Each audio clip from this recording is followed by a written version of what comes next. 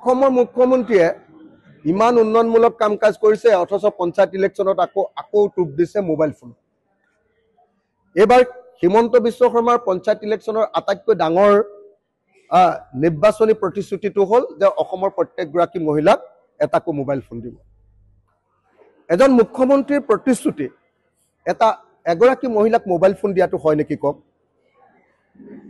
যদি মুখ্যমন্ত্ৰী এজনৰ সপোন মহিলাক আচলতে মোবাইল ফোন দিয়া, তেতিয়াহ'লে মই ভাবোঁ যে সেই মুখ্যমন্ত্ৰীজনৰ পৰা অসমৰ মানুহে পাবলগীয়া একো নাই।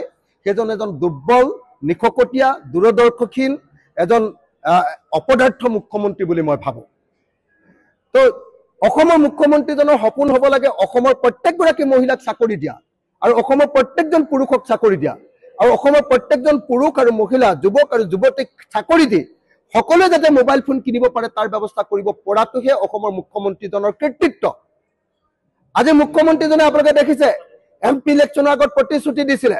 কি বুলি প্ৰতিশ্ৰুতি দিছিলে?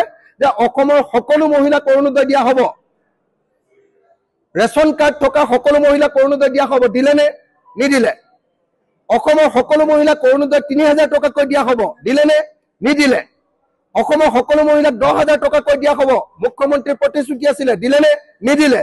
অসমৰ সকলো মহিলাক ১০,০০০ৰ পাছত ২৫,০০০ টকা দিয়া হ'ব। দিলেনে? নিদিলে। অসমৰ মহিলাবিলাকক কৈছিলে যে তোমালোকৰ মাইক্ৰ' ফাইনেন্সৰ ধাৰ মাৰি দিম। মাৰি দিলেনে? নিদিলে। মাইক্ৰ' ফাইনেন্সৰ ধাৰ এতিয়ালৈকে মাৰি নিদিলে। ২২,৫০০ কোটি টকাৰ ভিতৰত অকল ২,০০০ কোটি টকা ধাৰ মাৰি দিলে।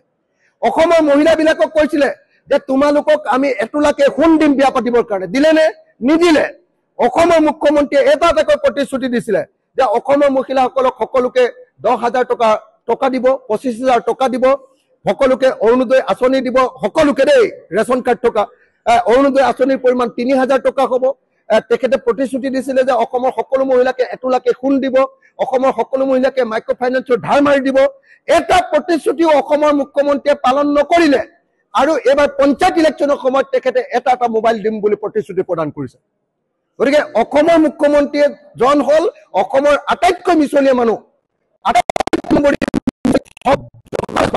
আৰু সেইকাৰণে পঞ্চায়ত ইলেকশ্যনত মই ভাবো যে অসমৰ মুখ্যমন্ত্ৰীয়ে যি মোবাইল ফোন দিম বুলি অসমৰ মানুহক, অসমৰ মহিলাসকলক আকৌ ক্ৰয় কৰিবৰ কাৰণে, মগজু কৰিবৰ কাৰণে যি কাম কৰিব খুজিছে তাৰ বিৰুদ্ধে সমগ্ৰ অসমবাসী গৰজি উঠিব লাগে আৰু সমগ্ৰ অসমবাসীয়ে বিজেপিৰ বিৰুদ্ধে ভোট দি এইবাৰ বিজেপিক বিপুল ভোটত পৰাজিত কৰাৰ ব্যৱস্থা গ্ৰহণ কৰিব লাগে।